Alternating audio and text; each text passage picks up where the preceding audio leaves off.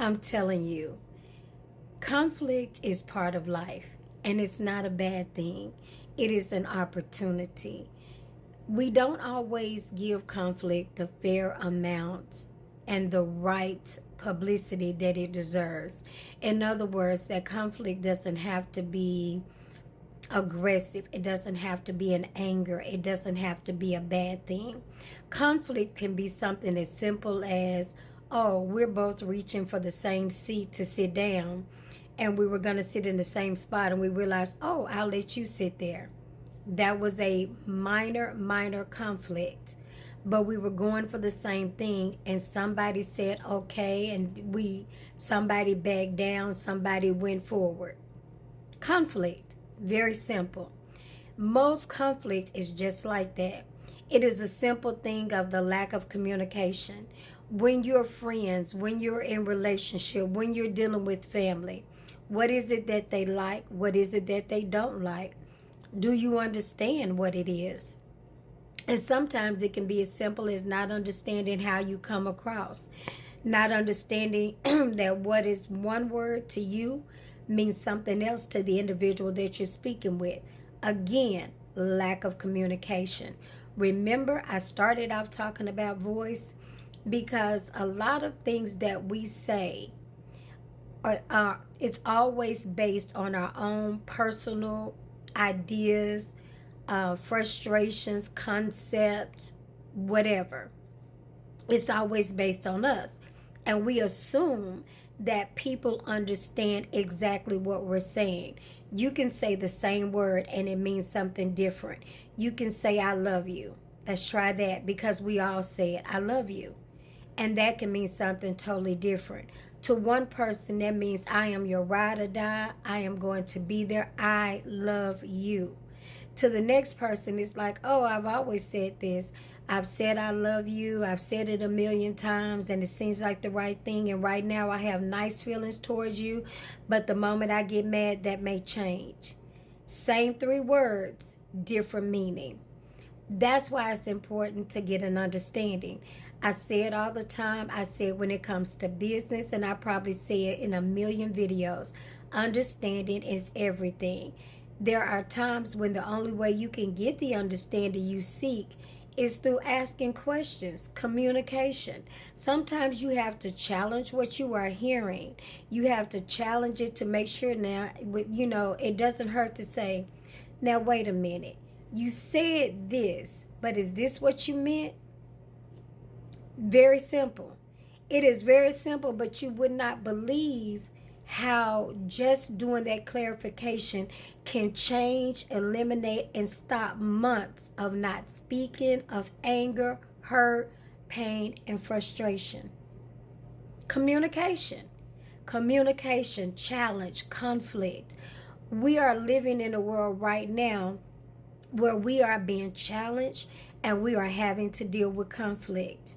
Can you imagine if the people who fought and died in the civil rights movement of the 60s, if they handled conflict the way we run from it?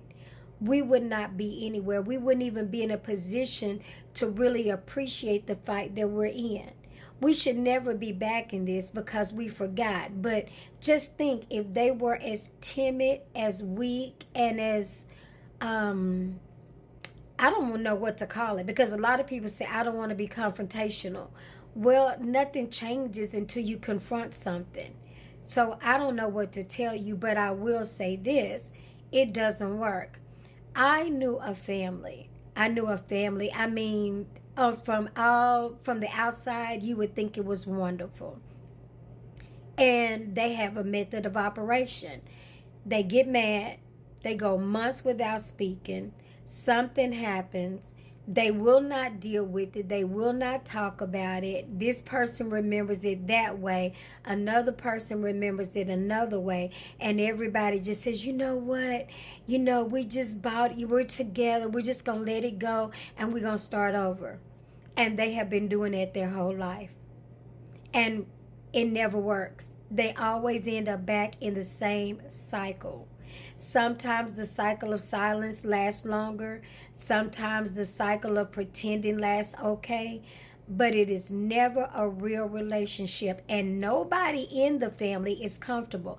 They all kind of walk on eggshells, or they don't even know each other, and they are a family. They never know. One person doesn't know what the other thinks or what the other expects. They run around doing things that they think the other person wants. It's a whole mess, and it is always the cycle. That's because nobody will confront. When it's time to confront, they stop talking. And because they stop talking, everybody writes their own story, and their story ends with them being in pain, and everybody did something to them. It doesn't matter who you are. If you are engaging with anybody other than yourself, then whatever the conflict is, you brought something to it. It's just like a crime scene. If you are in a crime scene, you brought something to the crime scene and you take something away. It's the same way in any relationship. It's never one-sided. It may be where you feel like one person is more active, but if you keep participating, guess what? You're playing a role in it. If you know that you have somebody that does not respect you and that keeps violating you in the same manner, you have a responsibility to yourself to stop it. You have a responsibility to walk away, and I'll be the first to admit that's not my strong suit. I am always trying to find a way to engage. When I have to cut something off or cut somebody off, it hurts me. But I have learned that it's either going to be them or me. And I'm learning to choose me every day. Now, don't get me wrong. I will always second guess. I will always triple guess and quadruple guess. Because generally, if you're in my life, I love you. And I don't want to see you go. But when it's time, and when God is like, look, how many times do I have to show you? How many times do you have to hurt? And when I get it, I get it.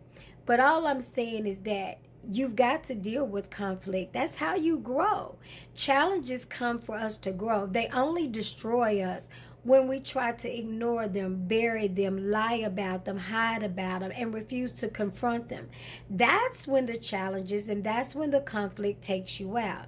But if you engage in it, and if you begin to talk about it, and if you really put the effort in, we would have real relationships and not all these pretend frenemies. It's been your girl, Candid with Kim. Watch, like, subscribe, and share the video with somebody. Let's use our voices to build and to heal, and not just keep walking around destroying and pretending. We're better than that.